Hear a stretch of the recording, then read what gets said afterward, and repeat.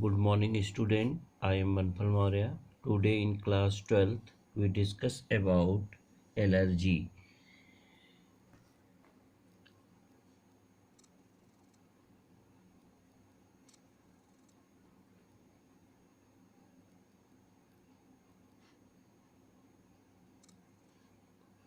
Student, आज की class में हम लोग एलर्जी के बारे में डिस्कस करेंगे। एलर्जी होती क्या है? आपके साथ कितनी बार ऐसा हुआ होगा कि आप कई नई जगहों पर जब कहीं जाते हैं और बिना किसी खास रीजन के आपको छींकना आ जाए या घबराहट होने लगे, सांस लेने में परेशानी होने लगे, यानी ये सब शुरू करते हैं तो आप उस जगह से लौट आते हैं तो आपको ऐसे लक्षण फिर गायब हो जाते हैं। तो इस चीज़ को हम क्या कह सकते हैं कि एक टाइप से आपको उस एरिया से या इस प्लेस से एलर्जी होता है। तो इसमें हम कह सकते हैं कि हमसे कुछ लोग एनवायरनमेंट में उपस्थित कुछ पार्टिकल्स के प्रति सेंसिटिव होते हैं। हम में से कुछ लोग जो एनवायरनमेंट में उपस्थित कुछ पार्टिकल्स होते हैं जिनके प्रति वो काफ़ी सेंसिटिव होते हैं। उपयुक्त रिएक्शन यानी जो रिएक्शन बताया हमने कि आप के साथ कितनी बार ऐसा हुआ होगा कि आप किसी अगर नए स्थान पर जा रहे हैं तो वहाँ जाने के बाद बिना किसी रीज़न के आप छींकना शुरू कर दें, घबराहट होने लगे, सांस लेना शुरू करते हैं और जब आप उस जगह से वापस लौट आते हैं तो आपके लक्षण ये सारे जो छींकने हैं, घबराहट है, ये कम हो जाती है। तो हम में से कुछ लोग अगर इन्वायरमेंट में उपस्थित कुछ पार्टिकल के प्रति सेंसिटिव होते हैं तो रिएक्शन जैसे हम कह लें कि पोलन, माइट्स है आदि के प्रति एलर्जी के कारण हो सकता है। अलग अलग स्थानों पर या डिफरेंट प्लेस पर ये अलग अलग प्रकार के हो सकते हैं। इन्वायरमेंट में उपस्थित कुछ ऐसे एंटीजन के प्रति इम्यून सिस्टम जो है एक्सग्रेटेड रिस्पांस या भयंकर प्रतिक्रिया शो करता है, उसी को हम क्या कहते हैं? एलर्जी कहते हैं। यानी अगर हम किसी भी न्यू प्लेस पर जाएं, हमको घबराहट होने लगे और घबराहट के साथ साथ छींकना आ जाए, अपने आप को अनकंफर्टेबल महसूस करने लगे, लेकिन उस प्लेस से हम क्या हो कि फिर अगर रिटर्न ना हो जाएं तो हम नॉर्मल हो जाते हैं। तो ऐसा इसलिए होता है कि उस इन्वायरमेंट में कुछ ऐसे पार्टिकल्स होते हैं जो काफ़ी सेंसिटिव होते हैं। जैसे कि अगर मान लीजिए किसी तरह का पोलन ग्रेन हुआ या कोई ऐसा सब्सटेंस हुआ जो हमारे इम्यून सिस्टम के प्रति काफ़ी सेंसिटिव हो जाता है और हम ये डिफरेंट काइंड के एक्टिविटी को शो करने लगते हैं, लेकिन वहाँ से हट जाते हैं तो ये सारी एक्टिविटी क्या हो जाती है? समाप्त हो जाती है। तो इसी प्रोसेस को हम क्या कहते हैं? एलर्जी कहते हैं। तो ऐसे पदार्थ जिनसे एलर्जी होती है उनको एलर्जीन्स कहते हैं। ऐसे पदार्थ है ना, दोज सबस्टेंस, हमें कह सकते हैं कि those substances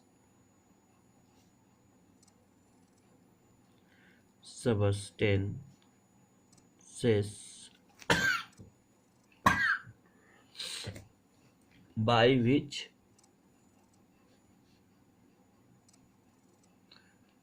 which body are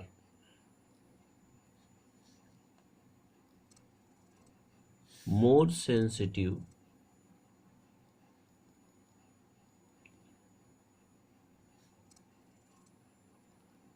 sensitive, and perform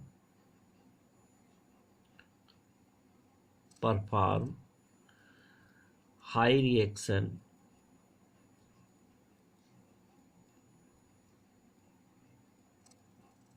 in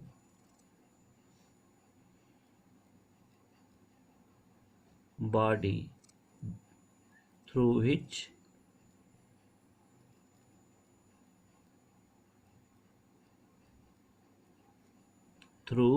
which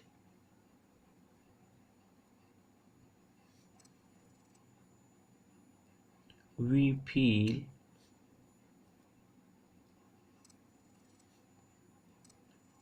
uncomfortable,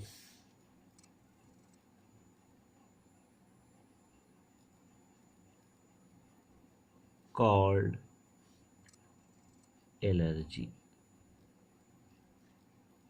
उसी को हम क्या कहेंगे? एलर्जी कहेंगे। या हम ये अभी आपको बताया कि अगर हमने कोई उसको एलर्जीन्स कहते हैं। क्या कहते हैं? एलर्जीन्स। यानी हम कह सकते हैं कि अगर हम किसी न्यू प्लेस पर जाएं, उस न्यू प्लेस के इन्वायरमेंट में किसी भी प्रकार का पोलन ग्रेन हो या कोई अदर सब्सटेंस हो जिसके वजह से हमको अचानक क्या होने लगे, छींक आने लगे, खुजलाहट होने लगे या फिर सांस लेने में प्रॉब्लम शुरू हो जाए, लेकिन बॉडी हाई रिएक्टिव हो जाए, तो उस प्लेस से हम वापस आ जाते हैं, तो हम अपनी नॉर्मल कंडीशन में आ जाते हैं। तो उस प्लेस पर कुछ ऐसे सब्सटेंस होते हैं जिससे हमारी बॉडी क्या होती है? काफ़ी सेंसिटिव हो जाती है। इसी को हम क्या कहते हैं? एलर्जीज कहते हैं। ठीक है। इसके प्रति बनने वाले जो एंटीबॉडी होते हैं उसको हम IgE टाइप की होती है। इसके प्रति एलर्जी के प्रति जो बनने वाले एंटीबॉडी होते हैं उसको हम क्या कहते हैं? IgE, इम्यूनोग्लोबिन ई टाइप का होता है। एलर्जी के प्रति बनने वाले एंटीबॉडी क्या होते हैं? IgE होते हैं। एलर्जी के कॉमन एग्जाम्पल जैसे हम कह लें कि धूल हो गया, ठीक है, इसके बाद पोलेन हो गया, एनिमल्स डेंजर हो गए, ये सारे हैं। सिम्पटम क्या होते हैं एलर्जी के? ठीक है। अगर हम कह लें कि एलर्जी के मुख्य कारण क्या है, ठीक है ना, तो क्या हो गया आपका? धूल में माइट्स, हमें इसको कह सकते हैं माइट इन डस्ट, माइट्स इन डस्ट। दूसरा क्या हो गया? पोलेन हो गया।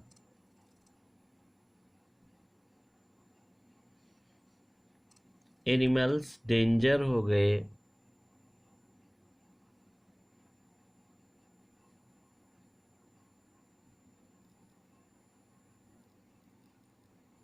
एनिमल्स डेंडर ETC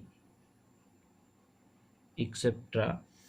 तो ये सारे एलर्जी के कारण हो सकते हैं। और एलर्जी के सिम्पटम्स क्या होते हैं? सिम्पटम, एलर्जी में क्या होता है कि स्नीजिंग होता है। Sneezing,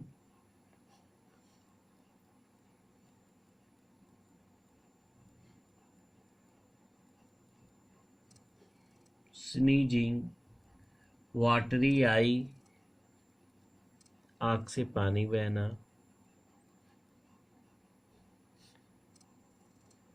watery eyes, running nose,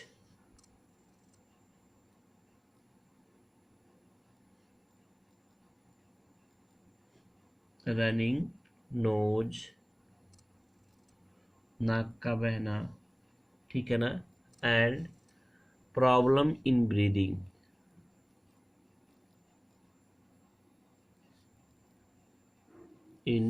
breathing, सांस लेने में कठिनाई हो,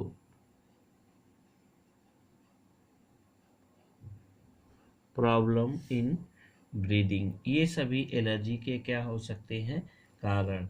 एलर्जी के कारण को जानने के लिए पेशेंट को पॉसिबल एलर्जी की बहुत स्मॉल डोज से एक्सपोज या इंजेक्ट किया जाता है तथा रिएक्शन उनकी बॉडी में किस प्रकार से होता है उसको आइडेंटिफाई करते हैं।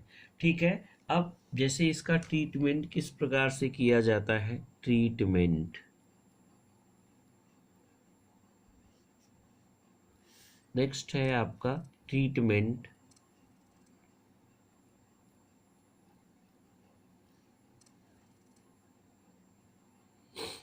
तो देखेंगे हम यहाँ पर इसके ट्रीटमेंट के लिए एंटी हिस्टामिन किसका यूज किया जाता है, एंटी हिस्टामिन,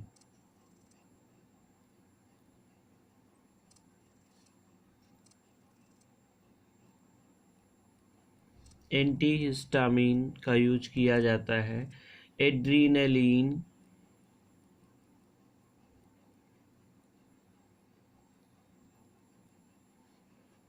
एड्रीनलिन, और इसके साथ साथ स्टेरॉयड जैसी मेडिसिन का यूज करते हैं, एंड सम स्टेरॉयड मेडिसिन,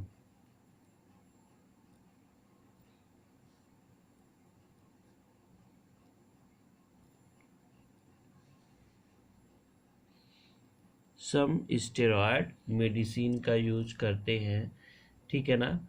अब यूज करने से एलर्जी के लक्षण क्या होते हैं, घट जाते हैं। इन सभी चीज़ों को यूज करने से जो एलर्जी के सिम्टम है वो घट जाते हैं। ये लक्षण क्या होते हैं, धीरे धीरे घट जाते हैं। आगे मॉडर्न लाइफ स्टाइल के कारण लोगों में, जिसे मॉडर्न लाइफ स्टाइल के कारण लोगों में इम्यूनिटी घटती जा रही है, एलर्जी के प्रति सेंसिटिविटी बढ़ती जा रही है।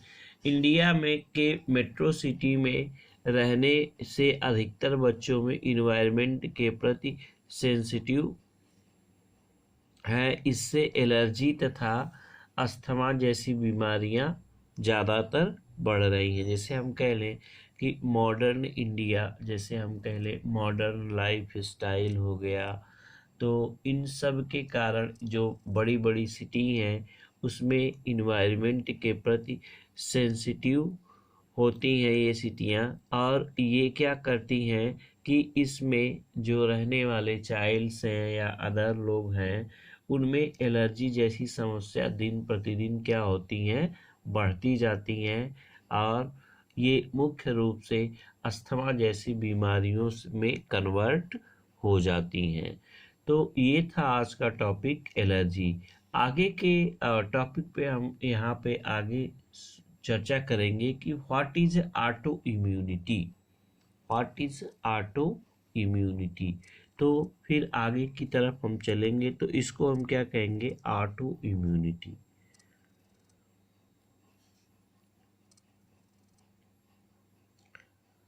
Auto immunity,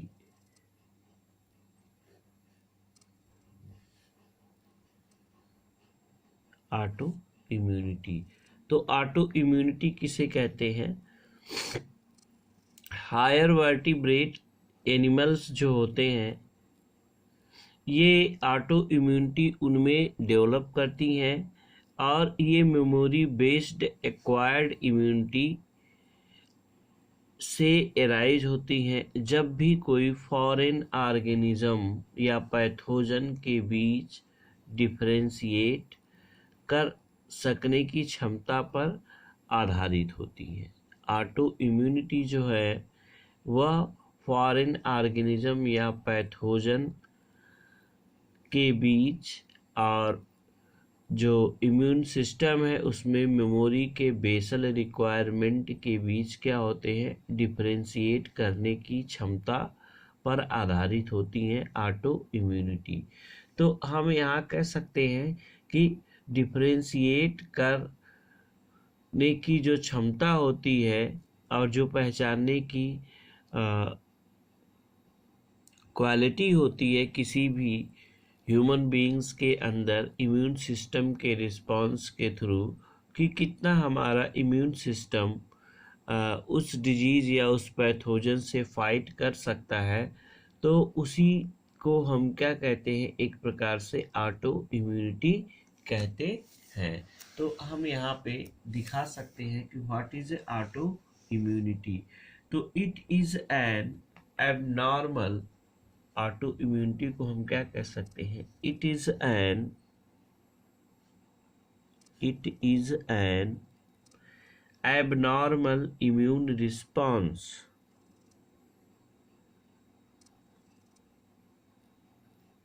abnormal immune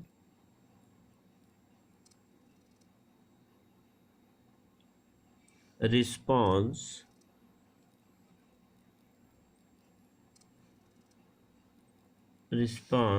in which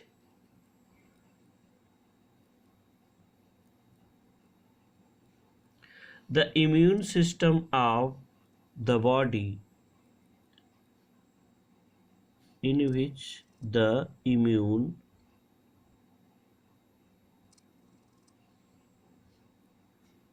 system of the body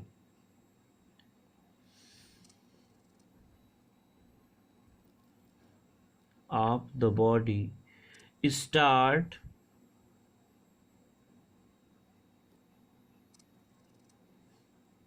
rejecting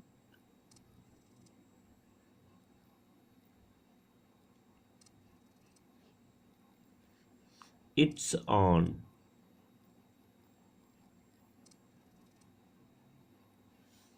body cell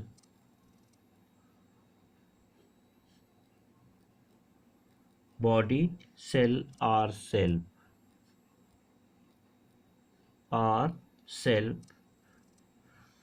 for example, इसके एग्जाम्पल के लिए हम क्या कह सकते हैं, for example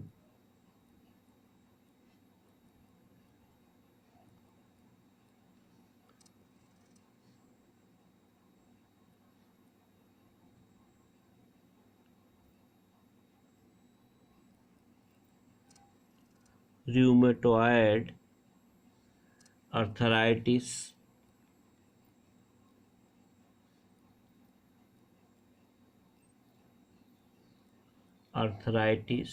Addison's disease, etc.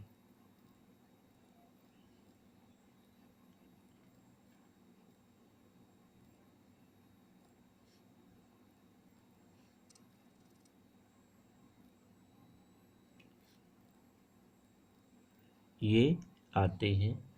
तो हम यहाँ कह सकते हैं ऑटो इम्यूनिटी क्या होती है। Auto immunity is an abnormal immune response होता है। ऑटो इम्यूनिटी क्या होती है, एक एबनॉर्मल इम्यून रिस्पॉन्स होता है जिसमें इम्यून सिस्टम का बॉडी में स्टार्ट होता है और रिजेक्ट करता है उसको, पैथोजन को, किसी भी पैथोजन को क्या करता है, अपने आप रिजेक्ट करता है। उसी को हम क्या कहते हैं, ऑटो इम्यूनिटी कहते हैं। या हम इसको और साधारण भाषा में या और सिंपल लैंग्वेज में ये कह सकते हैं, it is an immune response of the human body which fight against the foreign invader and kill itself without any drugs or treatment। तो इससे हम क्या कह सकते हैं, ऑटो इम्यूनिटी कह सकते हैं। तो ये I hope you understand what is allergy and auto immunity. तो आगे की तरफ हम इम्यून सिस्टम के बारे में डिस्कस करेंगे। नेक्स्ट क्लास में हम ह्यूमन के इम्यून सिस्टम के बारे में डिस्कस करेंगे। तब तक के लिए नमस्कार।